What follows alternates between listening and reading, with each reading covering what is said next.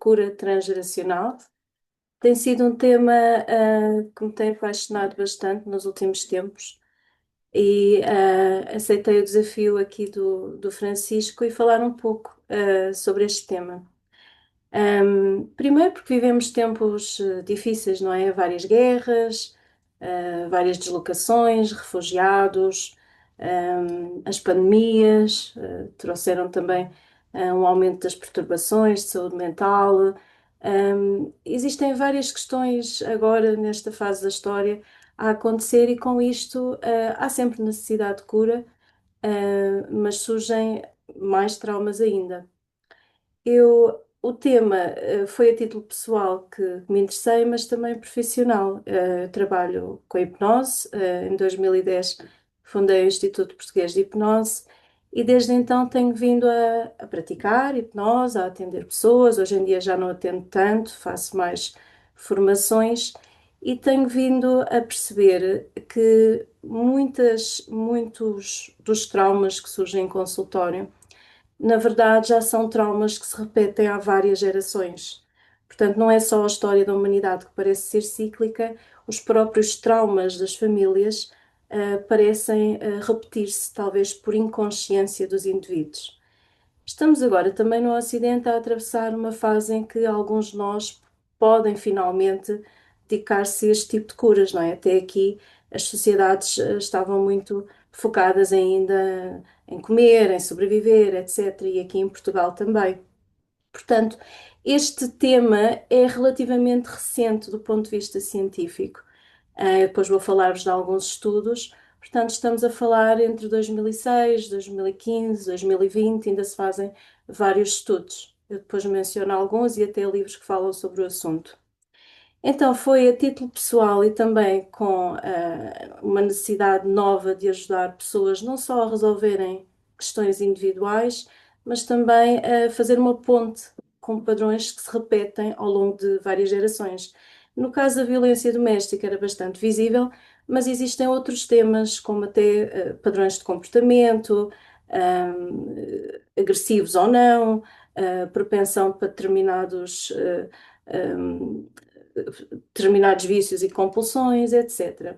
Então é um tema que tenho vindo a estudar, é um tema complexo, por ser recente cientificamente e porque inclui aqui uma parte científica que eu tentei resumir, para não ser muito maçudo, mas que traz a validação e que é importante também percebermos. Depois, isto faz tudo a ponte com aquilo que nós estudamos aqui, com a teosofia, com a espiritualidade, etc. A cura do indivíduo, a cura do coletivo passa pela cura dos indivíduos, não é? Um a um, e às tantas atinge um patamar coletivo. Então, no sentido de tocar nos pontos mais importantes, fiz assim um resumo. Em primeiro lugar, quando se fala em cura transgeracional, tem que se falar um bocadinho sobre o que é o trauma, e a diferença entre traumas intergeracionais, transgeracionais e coletivos, porque eles expressam-se de forma diferente e curam-se de forma diferente. Claro, estão no indivíduo, o indivíduo carrega estas heranças todas, é certo, mas é importante percebermos os diferentes conceitos para percebermos quando ele se expressa, de onde é que virá, não é? Se é só intergeracional, de pais para filhos, se já vem há várias gerações, transgeracional, ou se é mesmo um trauma coletivo. Um, Ver também como é que então biologicamente se faz a transmissão de traumas de geração para geração, porque não é só a cultura, não é só a modelagem dos cuidadores, é também há aqui uma parte científica que se conseguiu provar. Depois também a utilidade positiva destes legados traumáticos, qual é a intenção positiva que isto tem no indivíduo, na sobrevivência da espécie e na evolução do coletivo, que é bastante importante também compreender. Depois, como trabalho na área do subconsciente, ocorreu-me também falar sobre o papel da mente concreta, a mente abstrata. A concreta nós chamamos de consciente, não é? E a mente abstrata, o subconsciente e os registros coletivos que o Carl Jung, a que o Carl Jung chamou inconsciente coletivo. Portanto, no nosso comportamento, nas nossas respostas ao mundo, internas ou externas, estas três partes da mente estão sempre a interagir constantemente e interagem com a intenção positiva de garantir a nossa sobrevivência e promover a expansão, a evolução. Depois, como é que se processa a tal cura, de um indivíduo, mas também de uma geração? Reescrever legados de ancestralidade, como é que isso se faz? Eu aqui escolhi através da meditação e do autoconhecimento, porque na verdade qualquer terapia ou qualquer prática, desde yoga ou o que for, que aborde isto, que possibilite isto, serve. Portanto, eu posso fazer terapia ou posso sozinha, se eu tiver essa capacidade, de fazê-lo através da meditação. O ponto importante é mesmo a tomada de consciência, o autoconhecimento, para depois poder alterar essa história, esse legado de dor. Não posso alterar o que aconteceu, mas posso alterar a interpretação sobre o que aconteceu e transformar, alquimizar, não é? Transformar dores, legados de dor em poder, não é? Em autoconhecimento, em poder pessoal e a evolução. E no fim, é isso mesmo, transformando essas heranças de dor, numa evolução coletiva também dos seres humanos. Ahm, Isto faz-se através do indivíduo primeiro, depois, através do indivíduo, chegam-se às linhagens familiares, à ancestralidade e quem vem depois, e ao coletivo. Portanto, estes são os temas assim que achei que seriam pertinentes. Ahm, Se em algum momento da apresentação quiserem intervir, fazer uma pergunta ou pedir para eu esclarecer alguma coisa ou alguma partilha, estejam à vontade, porque como é um tema novo, pode haver aqui alguma dúvida ou quererem acrescentar até algo, eu teria gosto que o fizessem. Podem interromper-me se acharem pertinente. Então, falando sobre trauma, o que é de facto um trauma? O trauma é diferente de uma resposta normal que nós temos. Um trauma é uma resposta emocional e psicológica a um evento ou série de eventos extremamente angustiantes, violentos ou ameaçadores, em que o indivíduo se revela incapaz de processar e integrar os mesmos de forma saudável. Ele fez o que pôde na altura, hum, às vezes até o que faz é compartimentalizar a experiência, isolá-la, não pensar mais no assunto e passar à frente. Mas está lá, a experiência está lá, ainda em registro traumático, guardada no subconsciente, se o tiver experienciado pela primeira vez na sua vida, ou se for uma herança que já vem de trás de familiares, está lá inconscientemente, ainda assim a influenciar. Como dizia o Freud, aquilo que não é dito pela boca fala pelas pontas dos dedos. Então, conscientes ou inconscientes que os traumas estão lá guardados, eles continuam a influenciar o nosso comportamento. Então, o melhor é torná-los conscientes e transformar essas dores em algo positivo. Então, o trauma não é uma coisa leve, é algo que está lá muito mal, ameaçador e que continua a influenciar o comportamento. Às vezes até de forma inconsciente, a maioria das vezes. Características do trauma. Normalmente está associado mesmo a uma experiência avassaladora, bastante angustiante, que coloca em risco a própria vida, segurança física, integridade emocional.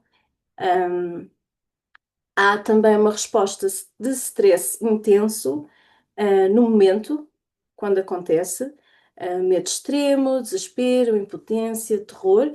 Depois, a longo prazo, o corpo adapta-se e deixa de responder, de forma tão estressante se os gatilhos forem iguais.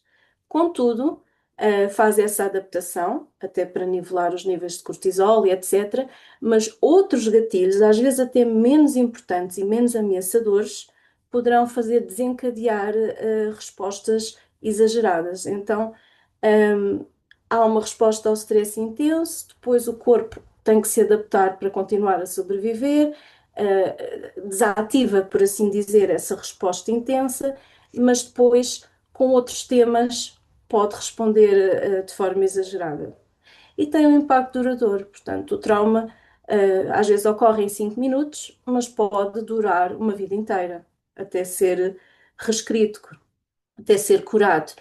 E se não for processado como deve ser, lá está, pode trazer flashbacks, hipervigilância, ansiedade. Com a ansiedade vem insónia, pânico, inconsciente, não sabem de onde vem, e até depressão.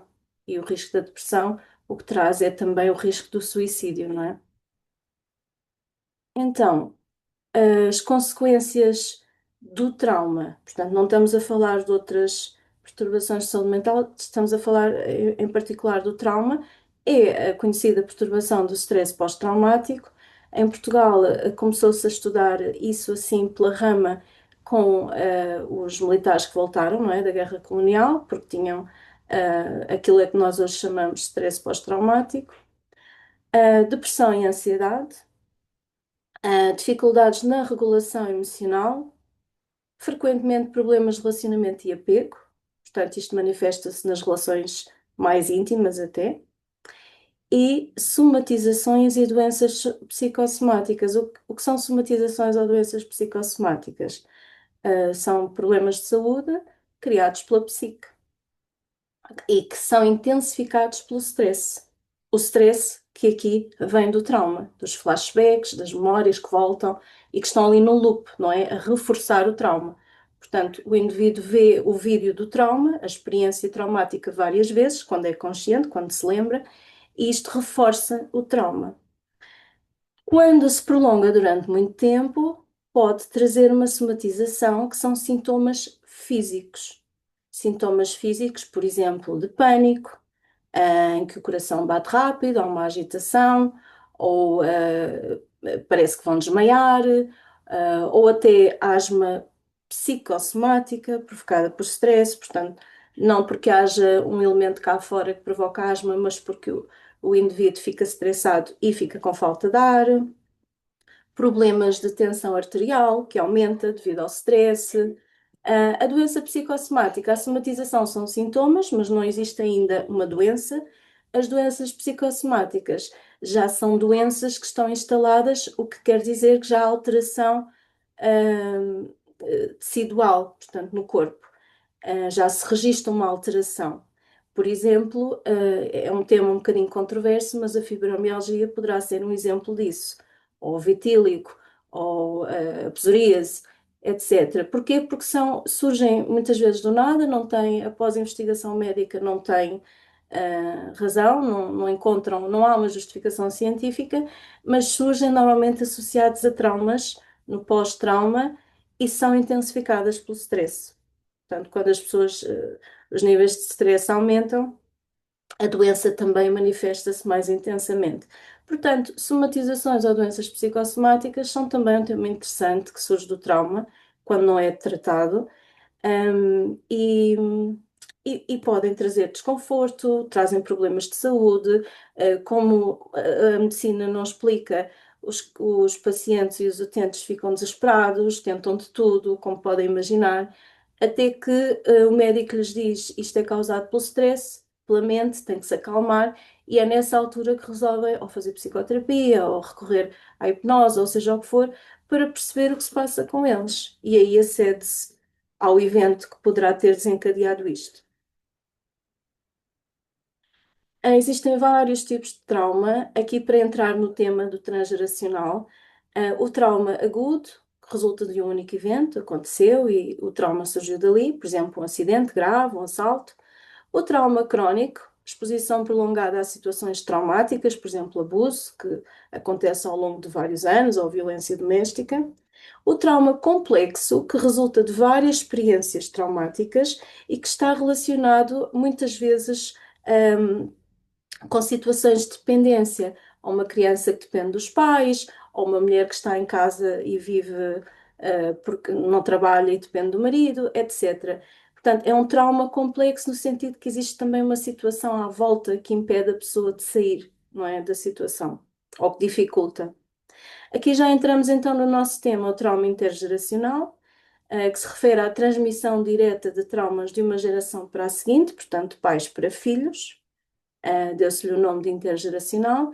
O transgeracional, que é mais amplo, e desde que seja mais de duas, portanto, três já é considerado transgeracional. Portanto, mesmo que não haja ligação direta, por exemplo, entre avô e neto e nunca se tenham conhecido, o trauma é passado até à geração que consegue curá-lo, superá-lo, porque a intenção da transmissão do trauma de geração para geração é promover a superação, é essa intenção positiva para que a linhagem possa evoluir e, em última instância, o coletivo. para que possamos evoluir. O trauma coletivo afeta grupos, desastres naturais, guerras, genocídios, comunidades indígenas, africanas, etc., que carregam uma história difícil e que se manifesta de geração para geração. Então, entrando agora finalmente no nosso tema, falando sobre o trauma intergeracional, como é que isto então acontece, como é que é detectado? Portanto, é a transmissão direta de pais para filhos e envolve comportamentos aprendidos, histórias, narrativas que ouvimos dos nossos pais, padrões emocionais, porque convivemos com eles, modelamos-los, não é? Eles são os nossos cuidadores, é assim que aprendemos a lidar com o mundo, copiando os nossos cuidadores.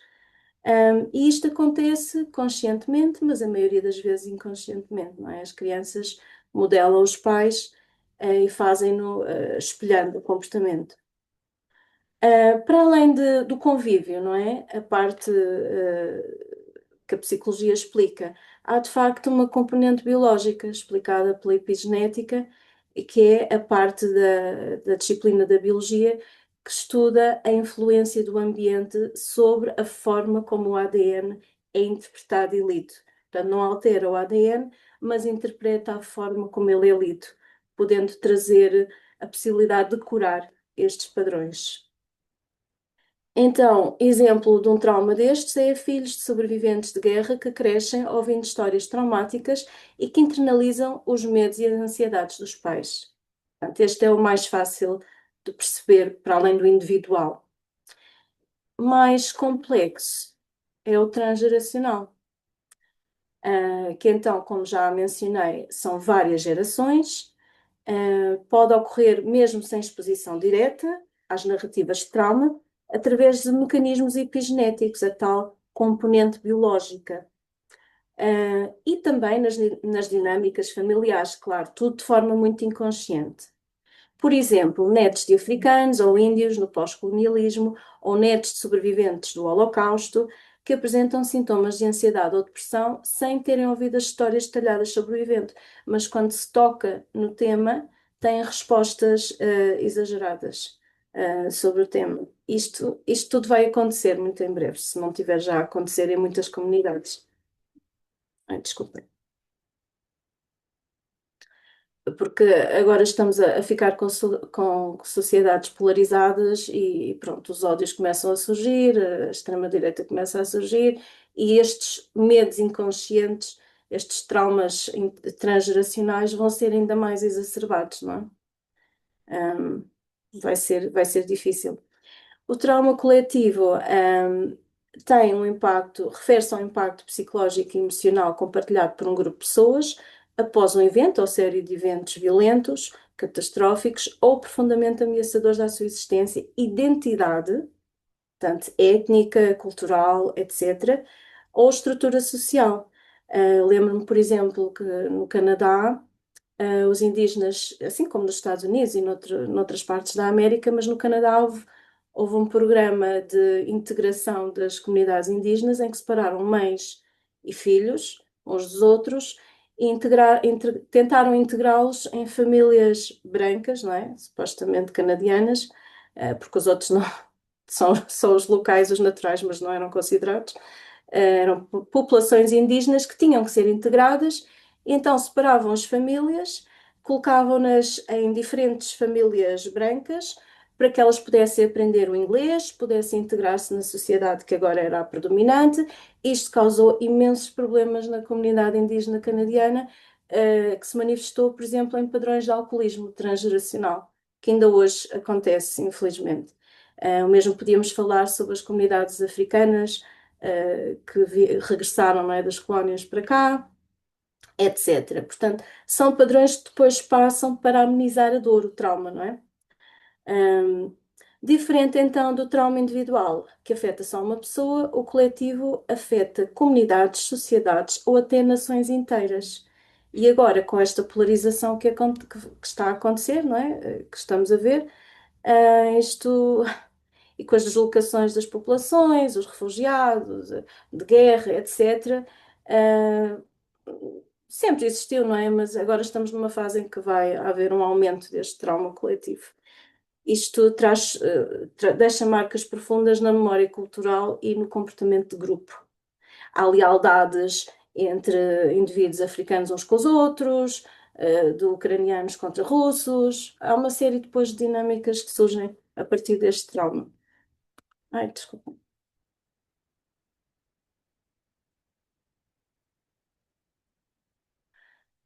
Aqui estão aqueles que têm acontecido mais recentemente: guerras, genocídios, desastres naturais, ambientais, terrorismo e ataques em massa, opressão sistémica que surge depois do colonialismo, pandemias, que trouxe, como vimos já várias vezes, o isolamento, lutos, etc. Crises económicas extremas em Cuba, Venezuela, etc. E o deslocamento de populações, os refugiados. Em,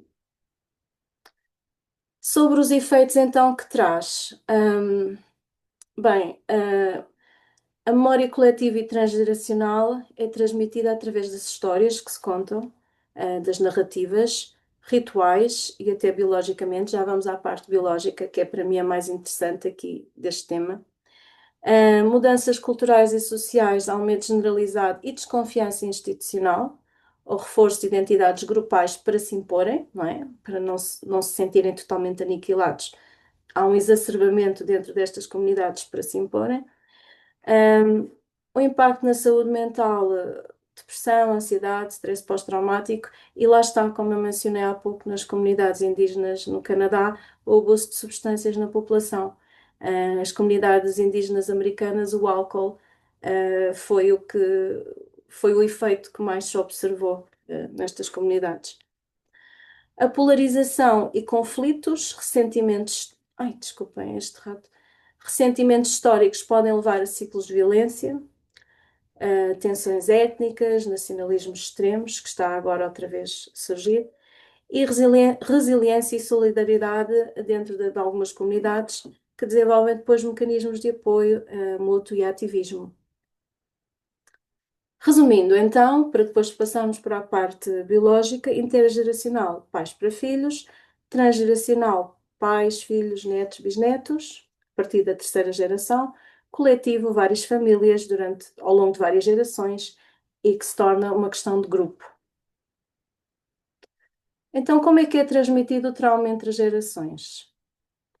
É transmitido, portanto, pelo convívio, a parte psicológica, comportamental, que é modelada; a transmissão social e cultural, a cultura onde eu me insiro, a educação que eu recebo, também nas escolas, etc. E a transmissão biológica, a epigenética. Na transmissão psicológica e comportamental do trauma entre gerações, a modelagem parental ou dos cuidadores, quando não existem pais, e a aprendizagem por observação. Portanto, as crianças, para saberem como responder ao mundo, vão aprendendo a copiar os cuidadores. E nisto copiam padrões emocionais, comportamentos, crenças e também como reagir a gatilhos de stress. Ah, por exemplo, filhos de sobreviventes de guerra podem crescer com hipervigilância ou medo de abandono, mesmo sem ter vivido a guerra. Eu lembro-me aqui há uns anos que no consultório onde eu trabalho, de repente surgiu uma série de crianças com fobia a vento. E nós andávamos intrigados porque é que agora havia fobia ao vento. Então foi numa altura que na comunicação social passavam aqueles furacões todos nos Estados Unidos e tudo mais, e as crianças ficavam apavoradas, não queriam ir para a escola, como não sabiam exprimir o que se passava, tinham somatizações, vomitavam, questões de pele, eczema e tudo isso. Então, depois de investigarmos, percebemos que a própria comunicação social pode criar trauma em crianças quando não têm capacidade para analisar, não é? Sozinhos as coisas. E então o que acontecia é que ficavam apavorados com a ideia de surgir um furacão em Portugal e o medo maior não era propriamente a destruição das casas nem das comunidades, era o medo de perderem os cuidadores.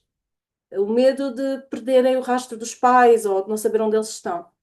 E isto teve que se curar, lá está, explicando-lhes que isto aconteceu longe, aqui recentemente não houve casos de ter acontecido, e se acontecer, ser-lhe-á explicado o que fazer e irá correr tudo bem. Portanto, estas crianças estavam impedidas por somatizarem de ir à escola, portanto, gaguejavam, vomitavam, às vezes até faziam xixi e faziam tudo para não sair de casa porque ao ver televisão desenvolveram este trauma, não é? Que nem sequer foi experienciado por elas.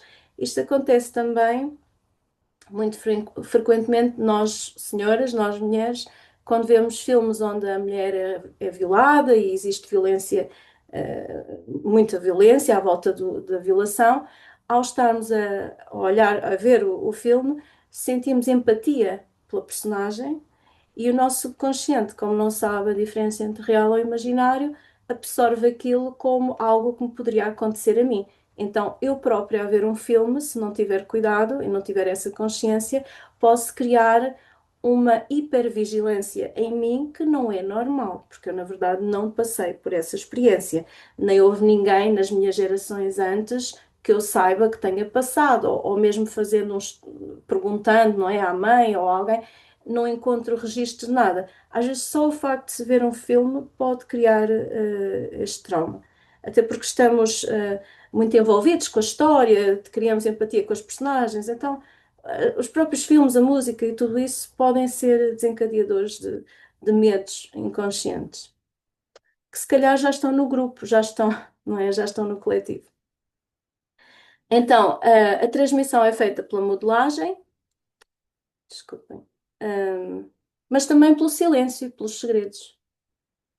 E aqui é que é difícil, não é? Nós queremos saber e não nos contam. Traumas não processados são frequentemente calados, silenciados, mas depois manifestam-se em comportamentos disfuncionais. Um pai que grita, que é muito autoritário, ou uma mãe que não interage muito com as crianças, ou que teve até surtos psicóticos, mas ninguém sabe o porquê, não é? Porque não há nenhuma narrativa, não há nenhuma história, a mãe silenciou, ou o pai, enfim. E às vezes isto já acontece há várias gerações. Eu atendi um moço que é muito interessante, que ele ultimamente tem tido ideias suicidas, a mãe morreu por suicídio e o pai da mãe morreu também por suicídio. É interessante, não é? Quer dizer, não é interessante, mas é algo que corre na família, é um trauma que eu estou com ele a tentar perceber de onde é que vem, não é? Mas desistirem da vida é a solução que há 3 gerações é escolhida. E estamos a tentar agora perceber o porquê. Estamos a chegar lá, mas é interessante que é um padrão que se repete. Mas houve silêncio, portanto, nós não sabemos. Não sabemos o que é que a mãe sentiu. Provavelmente também já tinha o trauma em relação à perda do pai. O pai não sabemos porque é que o fez.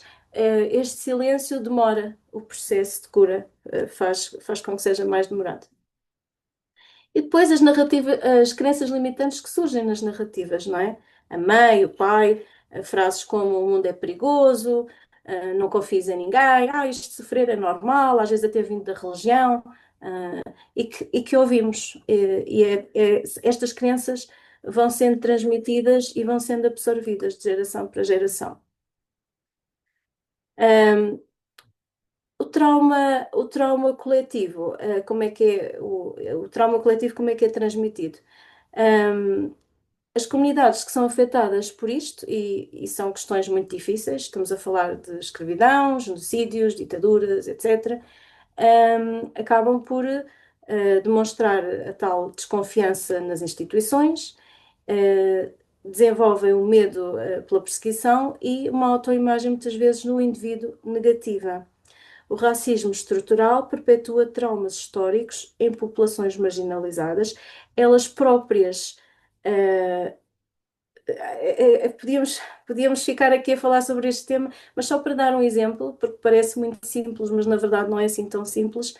um, a própria postura de um indivíduo, por exemplo, de uma comunidade africana, que tem isto muito presente, não é? Que vem de gerações de escravos, que houve colonização, que foram maltratados, a própria postura física do indivíduo, que já recebe este legado de dor, de trauma, de gerações, de há 3, 4 gerações, a própria postura física, é uma manifestação do que ele sente em relação ao racismo que ainda existe.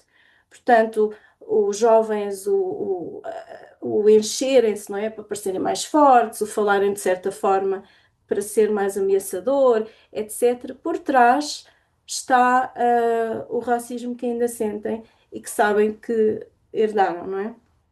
E isto acontece, a postura física acontece também nos agressores. Por exemplo, alemães no pós-Segunda Guerra Mundial, sabem que onde quer que fossem, que tinham que mostrar uma posição mais submissa, mais transmitir tranquilidade, zen, que não são ameaça. Portanto, isto mostra as feridas, mas também formas de estar simples. Portanto, isto manifesta-se de várias formas, é muito interessante. O trauma, a transmissão do trauma é também passado em rituais e memórias e eventos onde se faz uma referência à memória cultural. Eu, por exemplo, estive no Camboja e no Vietnã, que tiveram os genocídios horríveis. Existem imensos museus ao genocídio. E é difícil, cada vez que se entra num museu daqueles, é difícil ver as técnicas de tortura que existiram, porque é que eram torturados, coisas parvas, não é? Isto acaba por reforçar, na verdade, reforçar o trauma. Ora, um indivíduo que vá ao museu e que lembra que as gerações anteriores passaram por isto, reforça, não é? Reforça o trauma. Ai, não posso mexer neste rato, peço desculpa. Até no México, exato, eu mencionei aqui o Camboja e o Dia dos Finados em culturas onde sofreram grandes perdas, por exemplo, o México, que celebra o Dia dos Mortos com bastante pompa, não é? Ahm, Agora aqui a parte então da epigenética. Partilhei aqui 2 artigos, mas existem muitos mais.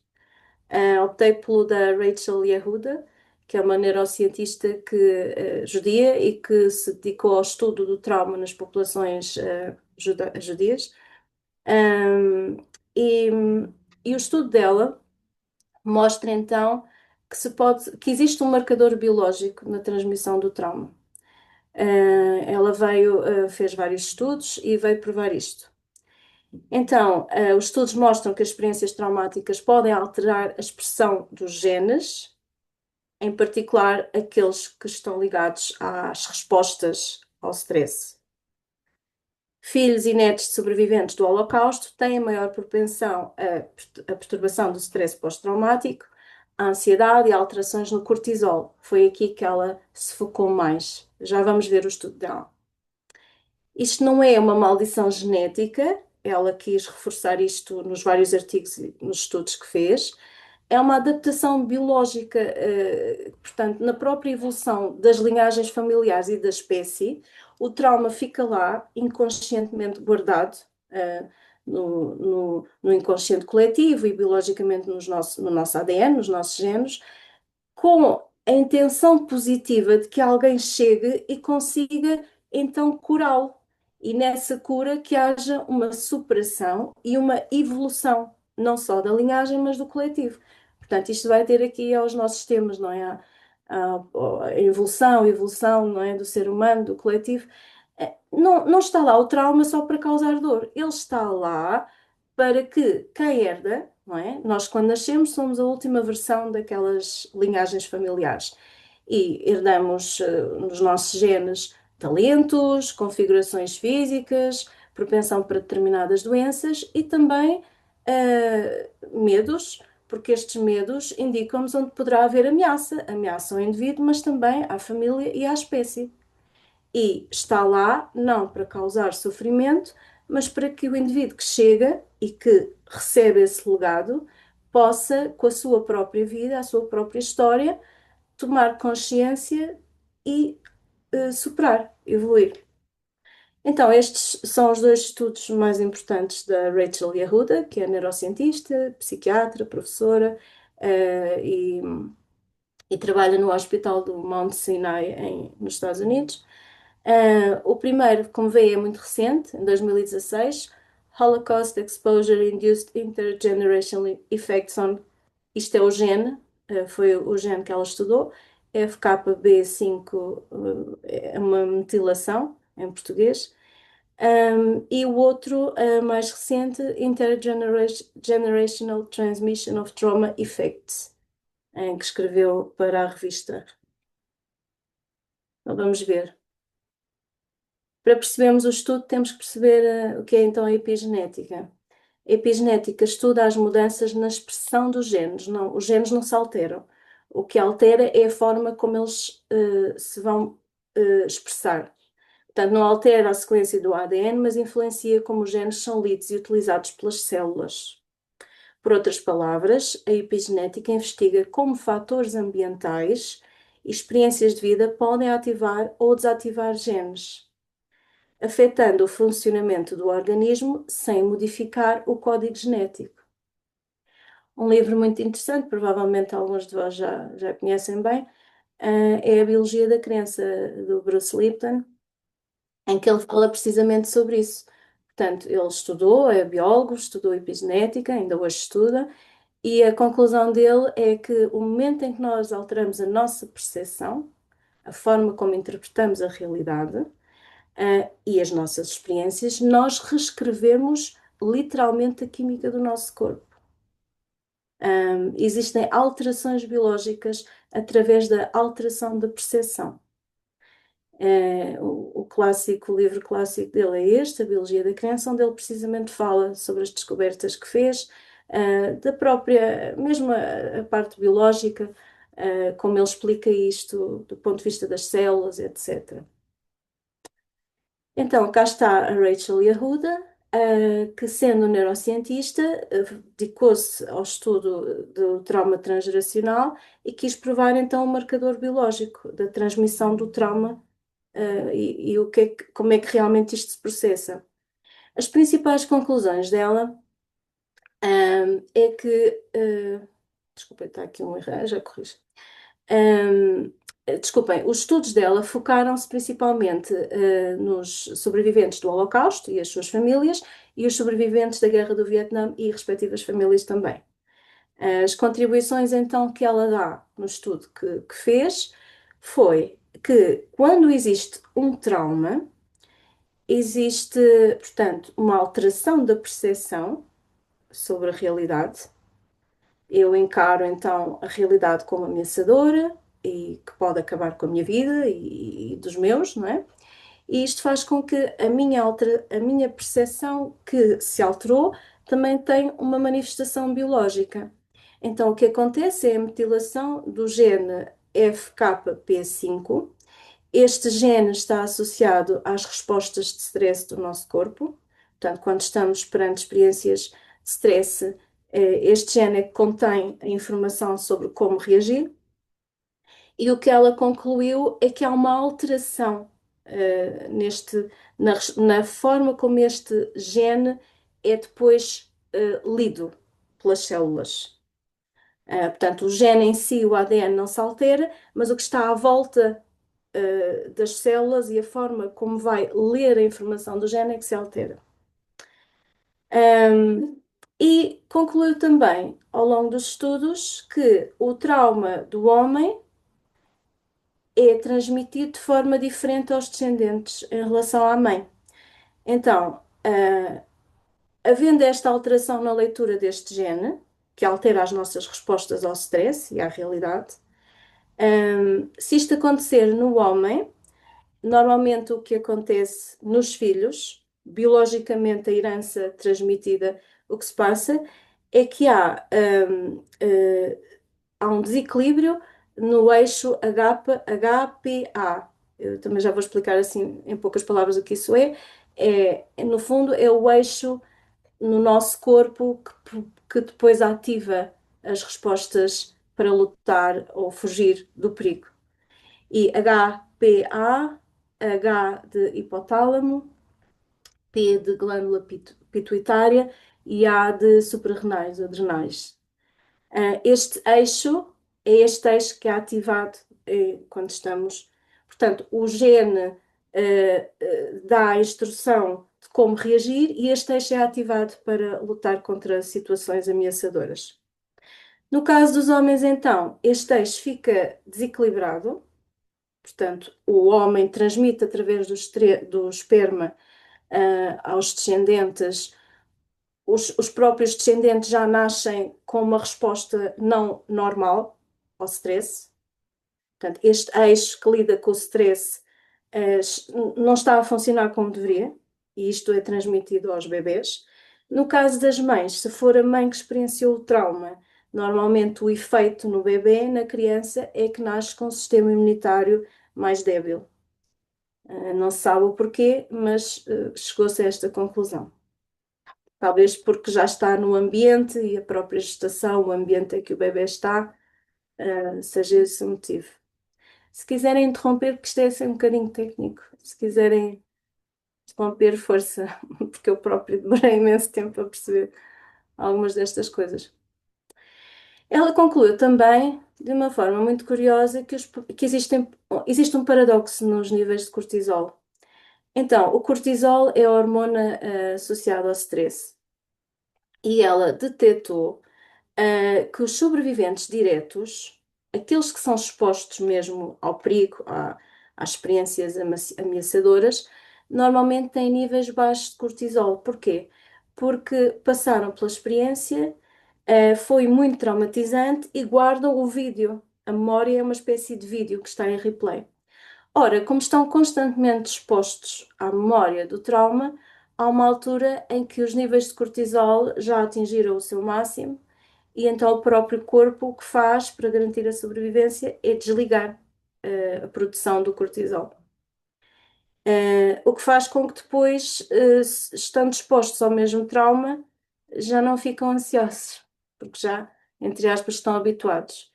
No entanto, se estiverem noutras situações até mais simples, menos traumáticas, poderão exagerar uma reação. Então é muito interessante, porque ela achou que os níveis de cortisol iam aumentar e não, a certa altura descem. Então, aqui quase a terminar, prometo, mas é importante também perceber aqui para chegarmos depois ao coletivo. Este é então o tal eixo, o HPA, hipotálamo, pituitário e adrenal. E é curioso depois quando fazemos a ligação entre o stress e as partes do corpo também afetadas. Na medicina chinesa, os rins e a parte ali toda renal está muitas vezes associada à sobrevivência. E é curioso que, de facto, são os suprarrenais que produzem o cortisol que lida com as ameaças. Portanto, aquela zona do corpo, ao estar em atividade intensa durante muito tempo, obviamente fica debilitada. Então, o que é que acontece? O hipotálamo dá o alerta, que há um perigo, e quando dá esse alerta, produz uma hormona, esta com nome aqui complicado e que ficou o diminutivo CRH, que vai para a circulação sanguínea, vai até à glândula pituitária. A glândula pituitária, a pineal, se é uma glândula muito misteriosa e mística, a pituitária também tem muita importância, porque é a convergência entre o sistema nervoso e o sistema hormonal. Portanto, é uma glândula mestra que depois de receber o alarme vai ativar todas as respostas necessárias pelo corpo todo. E uma dessas respostas é precisamente dizer às glândulas suprarrenais que é a altura de começar a produzir o cortisol, para depois lidar com o stress. Existem duas fases de stress e ao estudarmos as duas fases de stress percebemos em que fase é que a pessoa está quando tem o trauma, quando está ainda a tentar integrar o trauma. Na primeira fase do stress, da resposta ao stress, o sistema nervoso simpático é ativado e isto faz com que haja agitação cardíaca, portanto as pessoas começam a sentir o coração a bater mais rápido e bate mais rápido porque tem que levar o sangue mais rapidamente a todo lado, é esse o motivo. Para levar oxigênio aos músculos, nós vemos melhor, ouvimos melhor, sentimos tudo mais intensamente, o raciocínio é mais rápido, é porque o sistema nervoso simpático, que é aquele que está automatizado, recebeu ordens da pituitária e da suprarrenal para ser ativado. É ele que vai ativar tudo. A temperatura corporal, a força, não é? As mães que levantam carros, os homens que matam para proteger os filhos, etc. Foi porque este sistema nervoso, a força que antes não tinham e que encontraram no momento, é porque o sistema nervoso parasimpático foi ativado. Parasimpático, não, simpático, desculpem. O parasimpático é o oposto, para trazer o equilíbrio. Portanto, o simpático lida com as ameaças, o parasimpático, e agora fala-se muito no nervo vago, não é? A estimulação do nervo vago é precisamente para criar um equilíbrio. Quando o nervo vago é estimulado, cria-se um equilíbrio. Deixei esta imagenzinha aqui para verem as diferenças. Portanto, o parasimpático é o subconsciente que ativa tudo isto, portanto, nós não temos consciência, nós não tomamos decisões, agora o coração vai bater mais rápido para eu ter mais oxigênio rapidamente nos músculos. Não, isto é a mente subconsciente que faz isto. Está automatizado. Isto são processos do corpo automatizados. Eu não tomo essa decisão, o meu corpo toma por mim. Então, cá estão o que é que um faz, o que é que um sistema nervoso faz e o que é que o outro faz. A própria yoga, eu não sabia até começar a praticar, com as várias posições, faz uma estimulação ao nervo vago. Por isso é que depois não é só uma meditação, há um bem-estar geral, porque houve posições em que foi de alguma forma estimulado. Então, esta é a primeira reação. A segunda reação já é diferente. Quando o cortisol é lançado, o cortisol, a função dele é gerir os níveis de açúcar, a energia. E há uma altura em que a produção já está tão alta, porque ele depois tem efeitos secundários negativos, não é? Para poder fazer isto, outras funções menos importantes ficam descuidadas. Coisas que não são consideradas importantes à sobrevivência. Isto é suposto ser temporário, a resposta ao stress é suposto ser temporário e não prolongar-se durante décadas. Quando se prolonga durante décadas, traz uma série de desequilíbrios, não é? Físicos, de saúde, não só mental, mas física. Uma delas é o desequilíbrio deste eixo, e com o desequilíbrio deste eixo, o cortisol a certa altura deixa de ser produzido, as pessoas deixam de ter reações ao stress, e algumas até congelam, porque como foi desativado o mecanismo, congelam. Então, o que é que isto traz também? Os tais efeitos secundários de viver com níveis de cortisol muito altos durante muito tempo, ansiedade, perturbações do sono, que depois trazem outras questões, propensão para acidentes, para doenças, não é? O sono reparador é importante à nossa saúde física. O aumento de peso, sensibilidade à luz, falta de líbido, compulsões, problemas de memória. Portanto, são tudo questões. Quando alguém vem ao consultório com uma destas e tem um trauma, nós já sabemos que isto são efeitos dos níveis de cortisol altos durante muito tempo. Então, cá está. E pode trazer outros problemas, dor física, infertilidade, e pensa-se que poderá também estar relacionado com abusos de substâncias e vícios. Eu há pouco dizia que a reação ao stress, a parte biológica da ativação do mecanismo de luta ou fuga e da resposta ao stress está automatizada. Portanto, não é a nossa mente consciente que decide, eu agora, Vera, o meu coração vai bater mais rápido para depois eu ter o oxigênio rapidamente nos meus músculos para poder correr rápido. Não, isto é tudo, está automatizado, portanto é uma resposta do subconsciente. Aqui só para sintetizar, a mente, a mente humana tem-se dividido assim, isto não existe nenhuma prova assim científica, mas na prática, de facto, nota-se que há uma parte de nós que nós temos muito consciente, da nossa história, das nossas crenças, dos nossos comportamentos, e depois há comportamentos que nós não sabemos de onde vêm, muitos até transgeracionais, não é? Que estão lá, inconscientes, à espera de ser tornados conscientes, muitos deles, e a proposta do Carl Jung, o tal inconsciente coletivo, que que vai também ele próprio sendo atualizado. Ahm, então, a resposta ao stress vem do subconsciente e o subconsciente tem lá as nossas memórias. É a parte da nossa mente que guarda as nossas memórias. Portanto, se queremos alterar, reescrever a nossa história, temos que aceder ao subconsciente. A mente consciente analisa a realidade, a mente concreta, para perceber se é seguro, para garantir a minha sobrevivência. É a interpretação da realidade. O objetivo mais importante é garantir a sobrevivência. A mente subconsciente guarda a interpretação da realidade. Nós não sofremos com o que aconteceu, nós sofremos com a interpretação que demos ao que aconteceu. E é nessa interpretação que há a possibilidade de reescrever a história. Essa mente subconsciente guarda memórias, processa comportamentos automatizados. A maioria dos nossos comportamentos é automatizado, até como consumidores. Pois eu também estudei neuromarketing e a maioria das compras são automatizadas. E é responsável pela nossa homeostase, o nosso estado de saúde, o nosso estado de saúde física, o nosso equilíbrio. É onde está o nosso programa. O inconsciente coletivo é o somatório da experiência individual, ou melhor, dos subconscientes todos. E à medida que nós vamos vivendo, vamos dando feedback a esse inconsciente coletivo que também vai evoluindo. Muito interessante. Para finalizar, então, até chegar à cura, como é que se expressa o trauma de forma consciente? Nos silêncios, nos segredos, nas narrativas?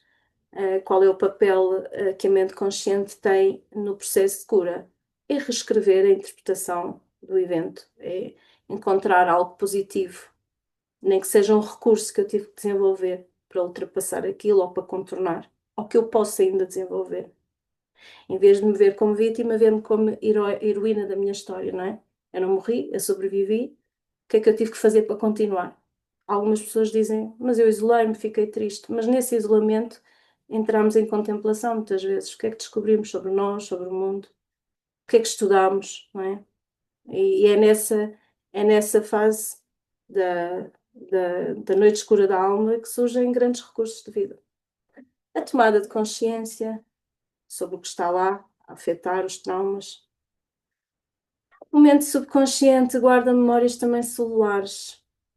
Às vezes passamos num lugar ou vemos uma pessoa, nem sequer conhecemos a pessoa, mas ela é parecida com alguém que nós conhecemos ou que está no inconsciente coletivo. Isso aconteceu há pouco tempo com um rapaz muito alto, muito forte. Ele tinha um aspecto alemão, mas não era. E eu fiquei nervosa a pensar porque é que eu estaria nervosa. Porque foi todo o tamanho e o aspecto e assim. Ele nem era nada autoritário, mas tinha assim uma postura autoritária. Com certeza que terá se calhar uma herança ali para aqueles lados, porque parecia mesmo e aquilo gerou-me assim algum desconforto. Portanto, o corpo responde inconscientemente a gatilhos de traumas individuais, mas transgeracionais também e até coletivos. É muito interessante. Um, e pronto, a memória corporal, as lealdades invisíveis, que se fala agora tanto, o imprinting emocional, as manifestações nos sonhos, o subconsciente fala connosco nos sonhos, no transe, na meditação, sonhos repetitivos, metáforas, arquétipos, sincronicidades, às vezes até. E a cura pela mente subconsciente, que é a mais importante, através de terapias que abordam os conteúdos subconscientes, a hipnose, o MDR, a Somatic Experience, o Internal Family Systems, que foi uma formação que eu fiz também, a psicologia, se abordar o subconsciente, as constelações familiares, às vezes até a yoga, ou através da ativação do nervo vago, da estimulação do nervo vago, faz libertar uma série de memórias celulares. O problema é que se eu me lembrar da experiência, vou outra vez. Portanto, o importante é reescrever a história. Porque eu liberto a memória, mas depois, ao lembrar da experiência traumática, eu volto a trazer o trauma para o corpo. Inconsciente coletivo, os arquétipos culturais, os rituais, institucionalização do trauma, os próprios meios de comunicação social. Isto vai reforçando o trauma, a cura passa por justiça restaurativa, comissões de verdade, por exemplo, livros que contam o outro lado da história. Vem muitas vezes fazer justiça a determinados coletivos, comunidades. Rituais, cerimónias públicas de luto, aquela que aconteceu no Parlamento na Nova Zelândia, em que eles utilizaram um, não lembro como é que eles se chamam, que eles foram para o Parlamento e queriam ir contra a lei ou qualquer coisa e fizeram um ritual indígena. Foi muito interessante, porque trazer a identidade deles para o Parlamento foi muito, muito interessante. Exemplos concretos, alguns de nós provavelmente temos algumas destas feridas. E a cura então? O trauma não resolvido no avô emerge como pesadelo no neto, até que a mente consciente o reconheça, o subconsciente o liberte e o coletivo o transforme. Em sabedoria, pela sobrevivência e evolução da espécie e do cosmos. Quando se ajuda alguém, ajudamos a nós mesmos ou ajudamos alguém, tem um efeito muito maior do que imaginamos. É a cura do indivíduo, é a cura da sua linhagem para trás e para a frente, e é a superação e expansão da espécie e do cosmos em geral, não é? Se formos ao encontro da ideia que aparentemente somos um cosmos, aparentemente, porque eu acho que estamos todos ligados, mas aparentemente fragmentados, né? O processo de reverter a evolução para a evolução passa por nós tomarmos consciência, porque estamos a experienciar-nos e temos a capacidade para nos observar. Somos os únicos animais aqui agora que têm essa capacidade para reescrever a interpretação que dá à sua história. E isso pode trazer cura. O trauma dos pais não condena os filhos ao sofrimento, exige apenas uma tomada de consciência. Reconhecer padrões transgeracionais permite interromper ciclos através de tratamento, vínculos seguros, que é o que a maioria de nós procura quando quer estabelecer vínculos seguros nas relações íntimas, não é? Nós queremos poder libertar-nos disto tudo, destes traumas. Então, a tomada de consciência passa por identificar padrões conscientes e inconscientes, pensamentos, emoções, comportamentos e somatizações cuja causa eu não identifico na minha história, portanto, deve vir de trás. Pode ser feita em meditação, hipnose ou outra terapia que aborde o subconsciente. Porquê? Porque muitas destas coisas são inconscientes. Escutando o corpo, o exemplo que eu dei há pouco, de reações que nós temos perante situações que não estávamos à espera. Ouvir a agitação que surge no corpo, porque é a resposta de stress a ser ativada porque encontrou algo ameaçador. Escutando as narrativas familiares, às vezes distorcidas, é certo, mas podemos sempre recolher essa informação. Elaborando a árvore genealógica, eu fiz isto tudo para mim. Eu fiz a árvore genealógica e é muito interessante porque eu não fazia ideia, lá está, pelo silêncio nas famílias, eu não fazia ideia que eu paguei alguém para fazer a árvore genealógica porque tentei fazer sozinha, mas é difícil.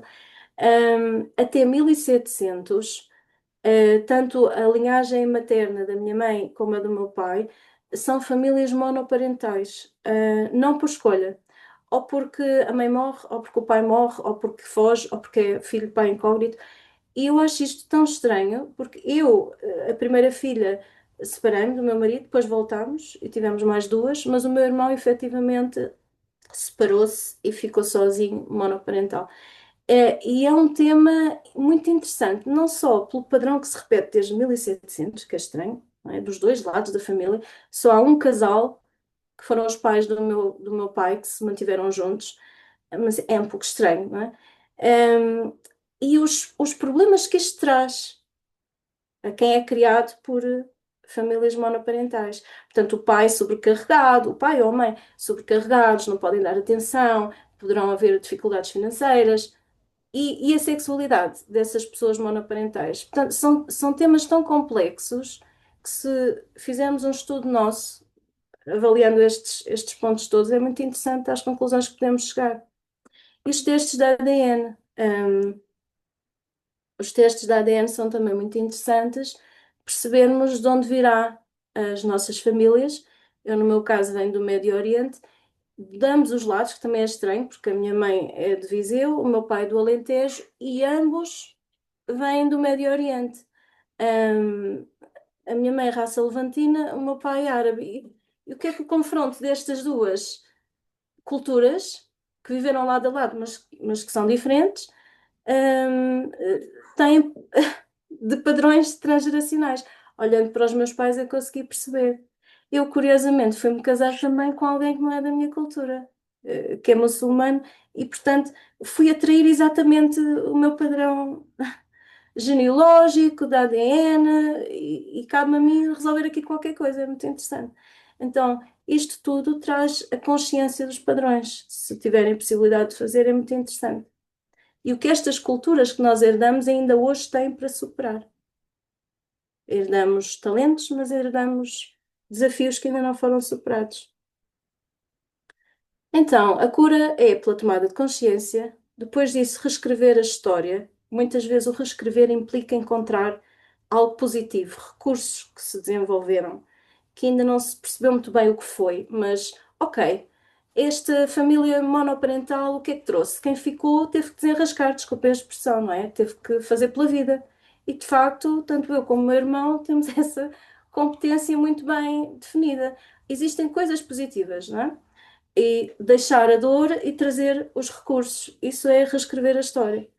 Libertação de sintomas físicos, a yoga faz isso, por exemplo, muito bem, mas existem outras práticas. Honrar a ancestralidade, no bom e no menos bom.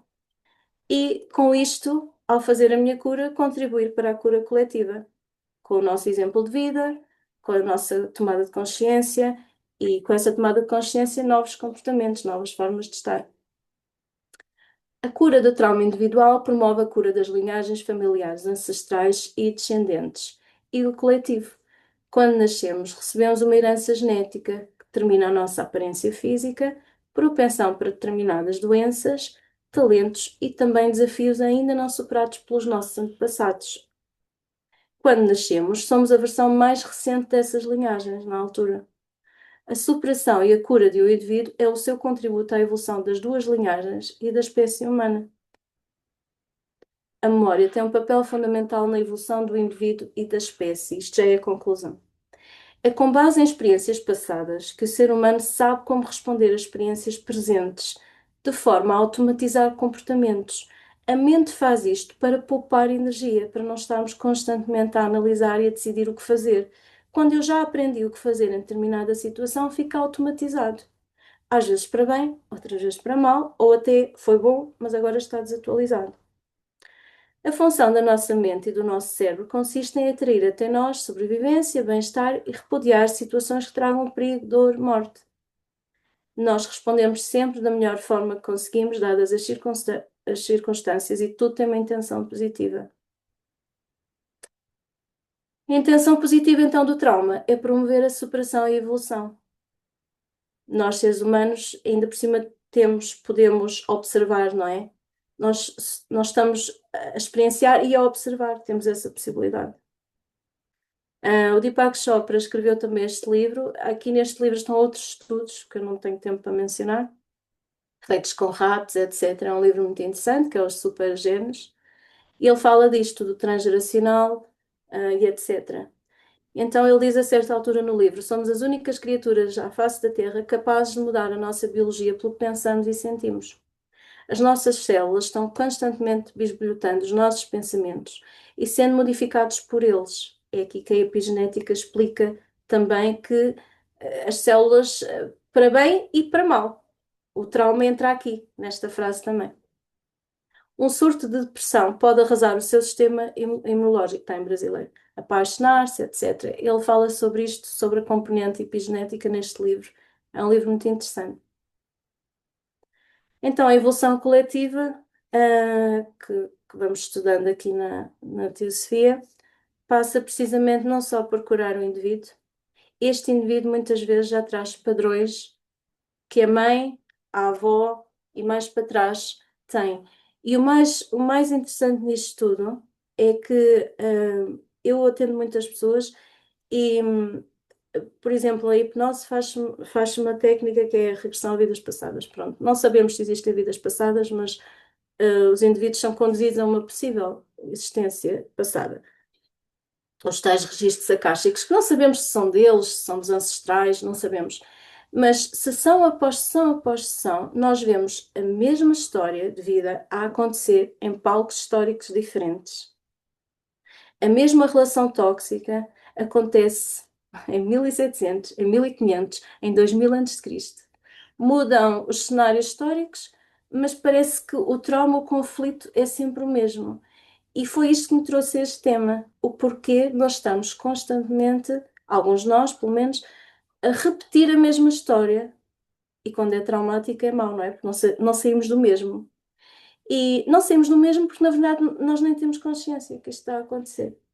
Então, é aqui que o transgeracional é tão interessante porque podemos perceber que isto já nos acompanha há muito, muito tempo, há muitas gerações.